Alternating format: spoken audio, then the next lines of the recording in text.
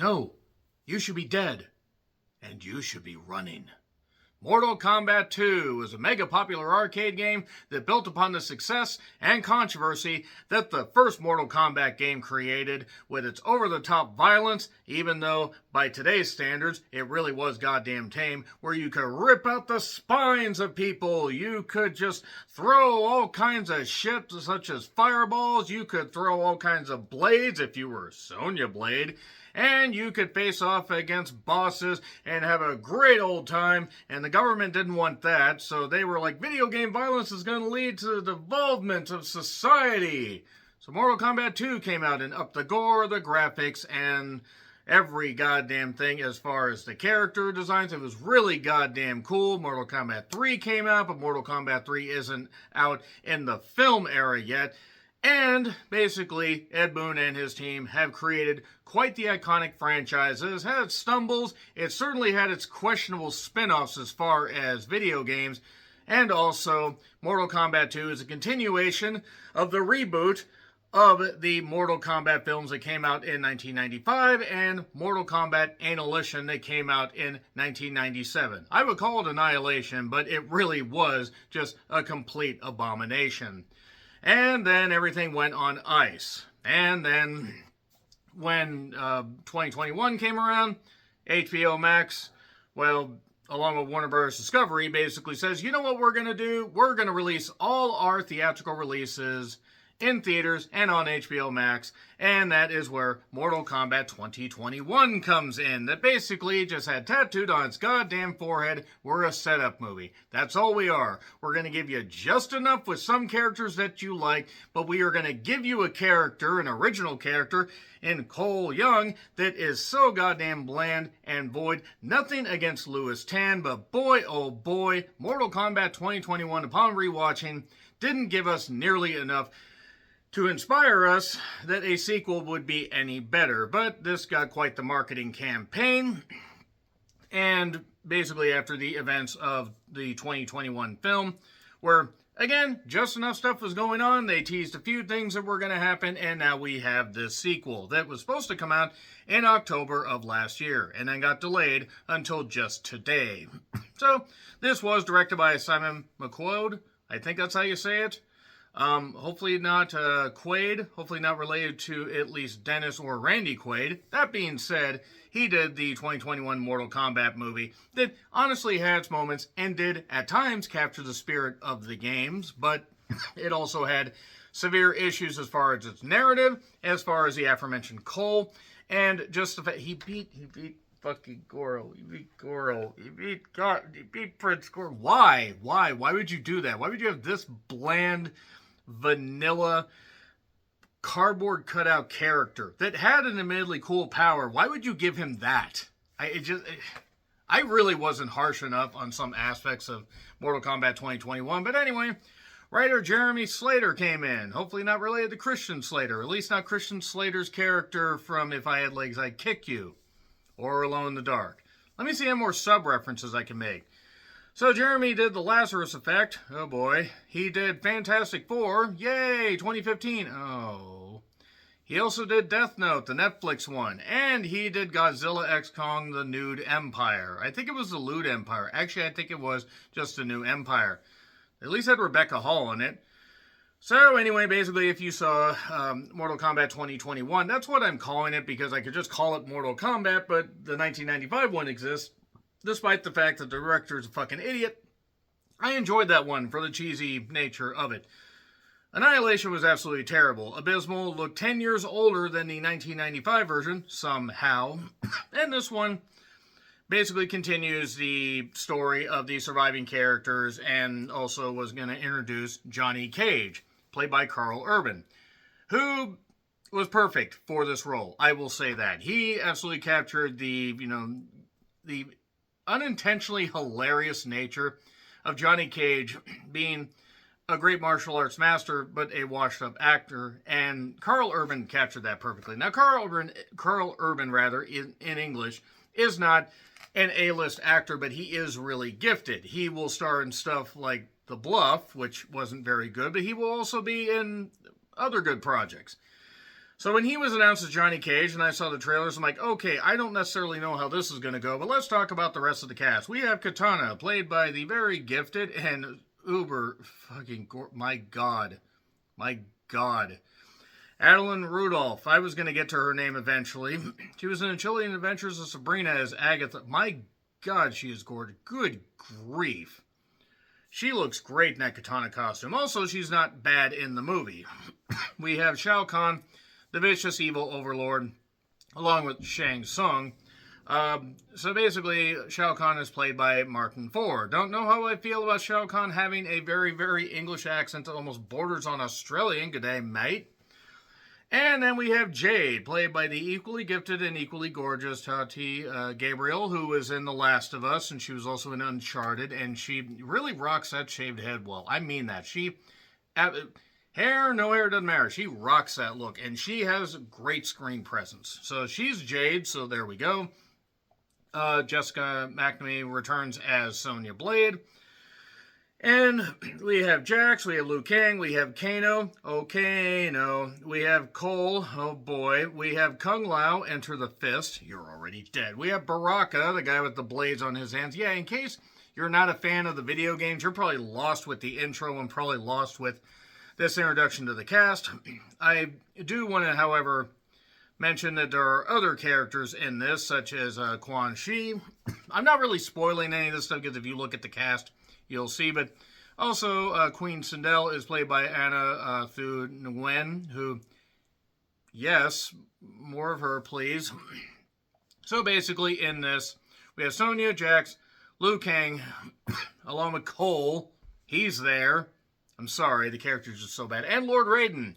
They are trying to basically prevent Outworld from taking over Earthrealm. So pretty much what we had before, just we don't get any Scorpion and Sub-Zero, fight at the end to basically spin us, spin us off into this. We just start right with this stuff. Also, we do have Johnny Cage. We have an introduction of Johnny Cage in a very hilarious fashion I'll talk about in the spoiler section. They get Johnny Cage to join, because otherwise, Earthrealm is fucked. And also, Shao Kahn wants to find a way to gain even more absolute power. So he will find a way to harness the ultimate power to rule both worlds with an iron fist and equal iron hammer. We get a bit of an origin story of Kitana here, and we get a little bit more with Sonya and Jax. At least Carl Urban as Johnny really did work here. Now, there were some characters that were almost pushed into the background. Sonya's character was a little bit nerfed within this by the second and third act. But I do want to say, as far as the positives, we get deaths aplenty. I mean, plenty of great ones, including one very, very satisfying death that actually gives me a little bit more of a positive view of the first one. Might be a spoiler, but I think it might be what fans were hoping for. And we do get an opening where Kitana basically gets to see what happens when Shao Kahn takes over after winning a fight. And we do get a little bit of a build. Johnny's introduction, Carl Urban with great delivery of these one-liners. And it is a little bit expedient. I will say the story is very, very simple. The dialogue at times, when it hits, it's great. When it misses, oh boy. And there are some rough moments in this. There are some very rough moments. Especially with Cole's character. And just in general, because they're trying to fit a whole lot of pieces into this. But that being said, Mortal Kombat 2 is quite good. And I was very surprised by that because I was initially not very sold. It kicks into gear and really does get going. And once a certain death happens, boy oh boy is it a lot of fun. But when it focuses on Johnny Cage, it's a lot more fun than it has any right to be. And also, it doesn't hurt that Adeline and Tati are, my God. I thought they were going to go a certain other route with that story, like blue is the warmest color, but they didn't. Hopefully Simon is not like the director of Blue is the Warmest Color. But this does have a $68 million budget, which is a little bit more. I can't remember if the first one was 50 or 55. And that was released during the pandemic, but made enough of a splash. And also, the trailers for this got some pretty, good numbers. That's usually an indicator that, hey, maybe people will check this out. And if it tracks like it's supposed to be, and it ends up making the money that they want, they'll end up doing a third one. And I gotta say, after watching this, even with the warts and all and the issues that it has, I'm all for seeing a third movie. I'm all for seeing a fourth movie. They finally did it. They finally found a winning formula, even though, again, I like the 95 one, but it's not a really good movie. This improves upon what Mortal Kombat 2021 did.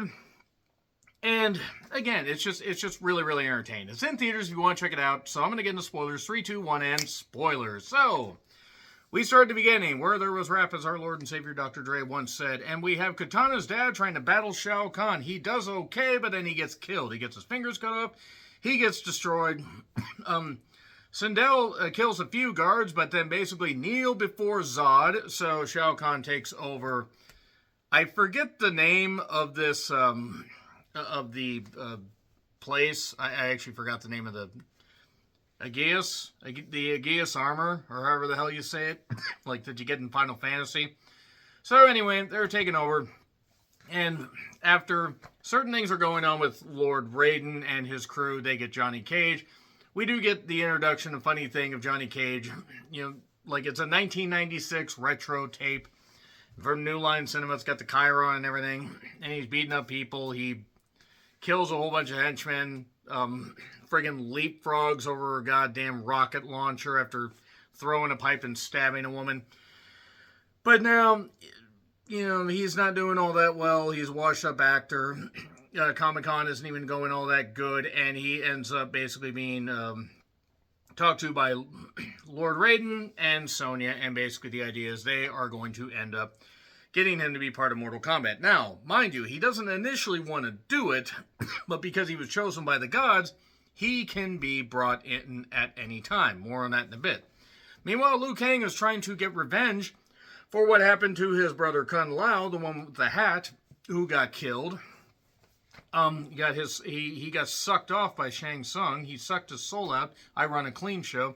And Shao Kahn's also using Quan Chi, as well as others, to gain the power of this amulet. This amulet, by the way, that was stolen from Raiden's temple by Kano. Oh, Kano, daylight coming, we won't go home. One day only at the Bon Marché. They find Kano's body and eventually get the medallion from him. And the idea is this medallion needs to be powered by an ultimate source. We would need to get the power of a star, Kitana says, or the power of a god. So, Kung Lao is back from the dead because really death is just a new way of life, I guess. He ends up throwing his hat around and slices Raiden's neck to the point he's got the deadlights coming out of his goddamn body.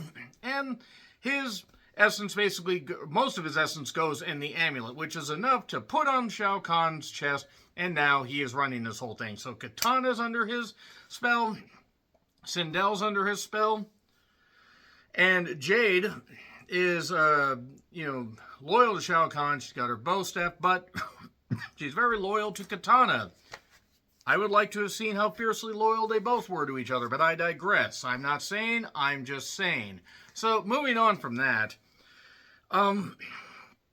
after Kitana's dad basically dies and we get this set up, and we get Johnny Cage being pulled into Mortal Kombat, Sonya must face off against Sindel. Now, I'm skipping over some of this stuff because really it's about the fights at this point. She ends up facing Sindel, who has to scream, and, there's a pit with spikes in it, as you would expect in a Mortal Kombat game and movie.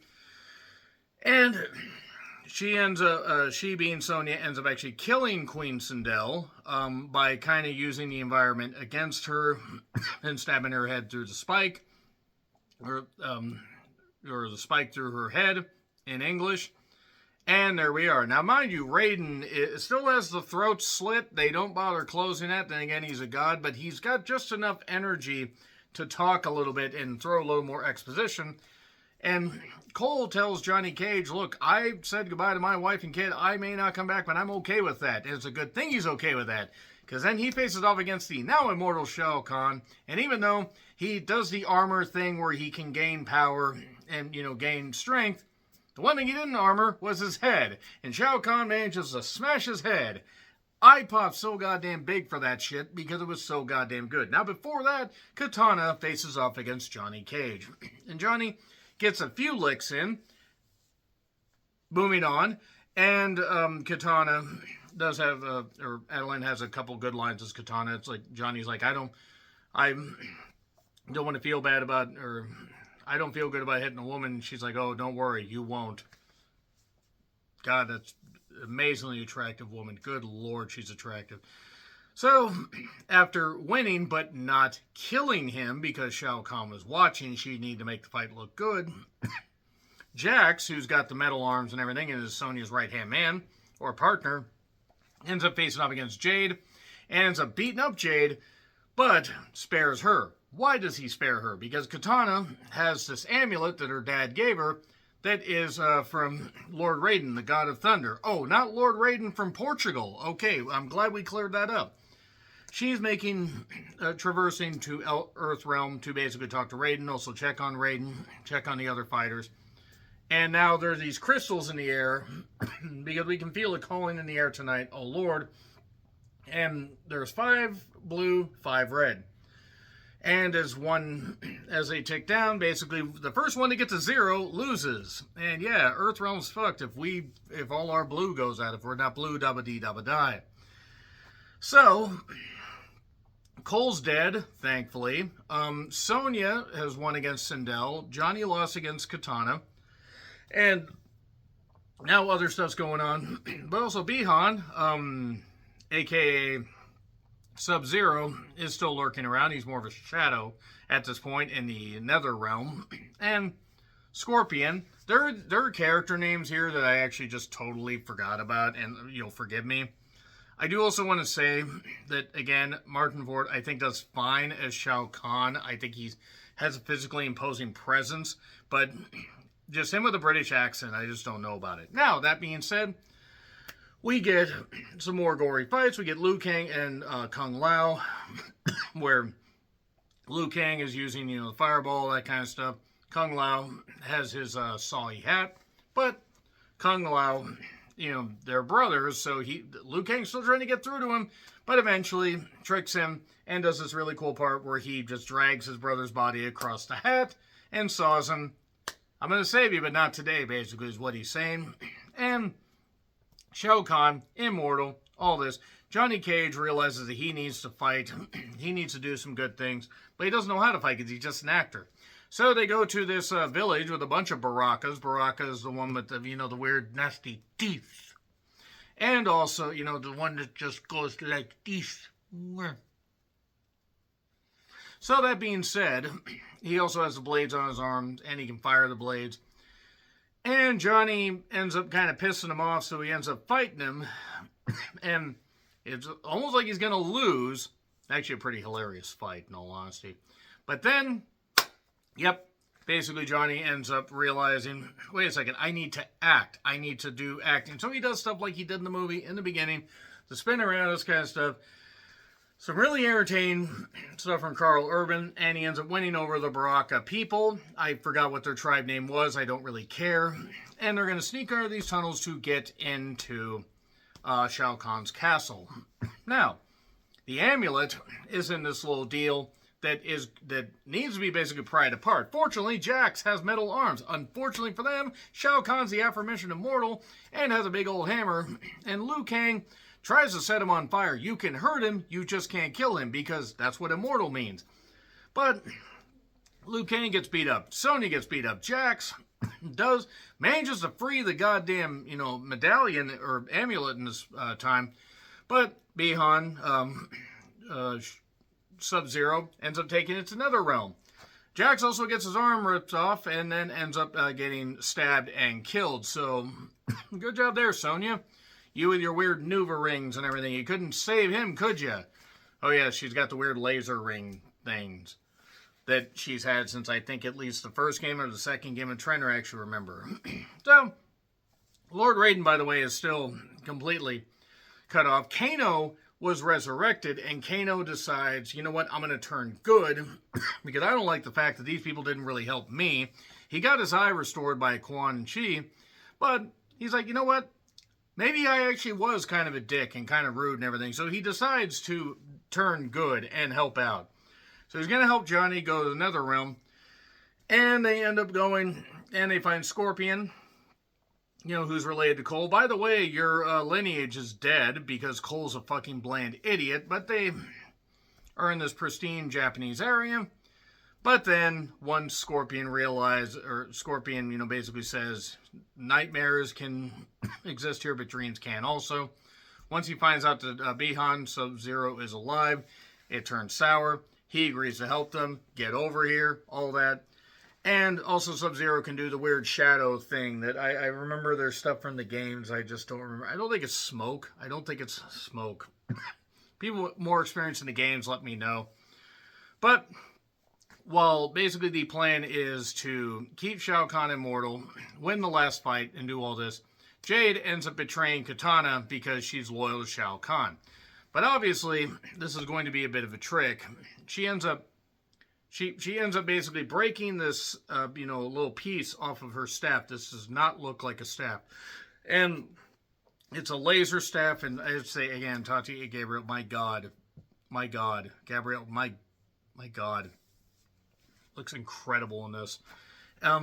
She ends up going another round to basically save the day because she's tired of all this shit and she has loyalty to Kitana. To be fair, I would go to the ends of the earth for either of these women, but I digress. Johnny's helping, trying to basically get this amulet, and since he doesn't really have any powers, he just has the cool sunglasses and he's a failed actor. He's Johnny fucking Cage. Kano ends up almost falling to his death, but gets back up. And Scorpion's doing what he can, but this is a different Bihan, a different Sub-Zero, so things ain't going well. And then they manage to basically get the two guys separated.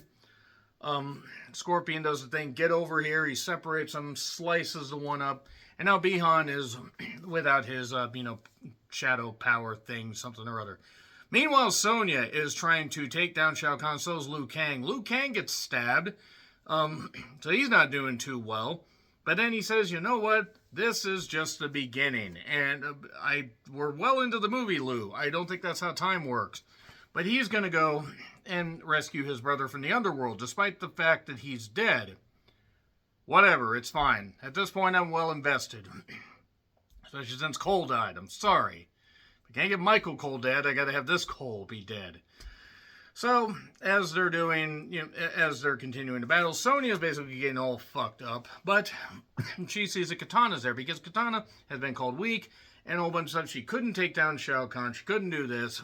She had this, headband thing that she took from her dad's deal, or a piece of cloth that she uses as a weapon, and I thought she was going to tie up Jade with, unless it's that dream I once had, but she basically has a way, she has her fans, and she's going to take down Shao Kahn. But the thing is immortal, so she can hit him. She can keep hitting him, but it's not going to work. God, this movie needed Prince Goro, but no, we had to sacrifice him to Cole fucking, whatever. It's fine, we're almost at the end. Kano basically, Kano and Jade end up getting Bihan, who gets the amulet back, and doing this, and Scorpion does his firepower. So basically, they're doing it, it's the laser, it's green laser, the red laser, and the fire, and oh my God, it looks like Bihan's gonna hold on, but then Johnny fucking Cage, he realizes who he is and does the kick and sends that and breaks the goddamn amulet, and right when Kitana's got her frickin' fans and slices Shao Kahn's throat, but he's not dead because he's Shao Kahn, you gotta do more shit to him.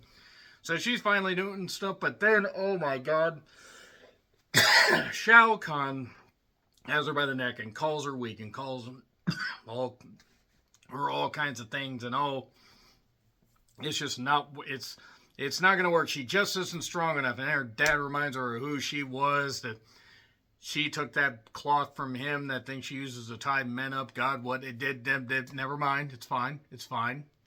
And ends up basically killing Shao Kahn. She ends up getting behind him and taking her fans and sawing his head off, just scalping, taking the head apart in a couple pieces. It's a great death. It's good shit. And there you go.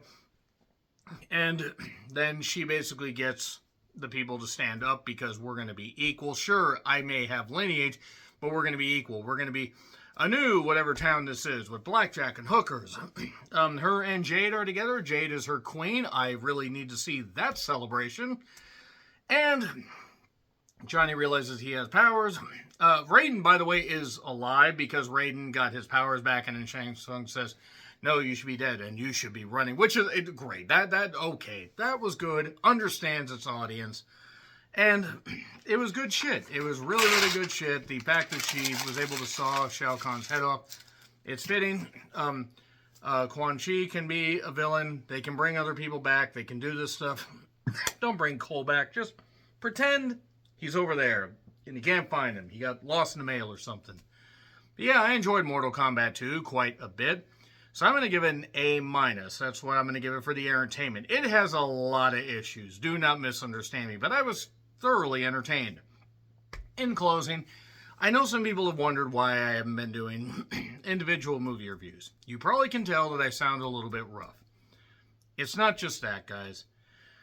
I'm also doing a lot of projects. I'm taking care of some things around the house and trying to do some stuff, and also trying to avoid burnout. I've been doing movie reviews for going on about 10 years, but especially ramping them up in 2020 to, last year, and even like the first month or so of this year.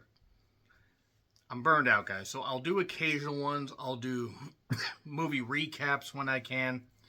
But check out my Letterboxd. I do written stuff there. I can't keep doing this forever. I just simply can't. But I enjoyed Mortal Kombat 2. I had a lot of fun with it. I just want to warn you guys, if you don't see me review every single thing, I'm also going to have, recap or lists for the midway point and the end of the year. But if I don't do that much stuff after this year, I'm sorry, guys. I'm kind of tired. Mortal Kombat 2, though, was a lot of fun, despite its issues. Let me know your thoughts in the comments. Like, share, subscribe, Twitter, Letterboxd, Blue Sky handles in the description. I'm John Ritlin. Until we see what Mortal Kombat brings us again. Maybe it'll bring us other creatures with nasty, pointy teeth. Happy trails to you.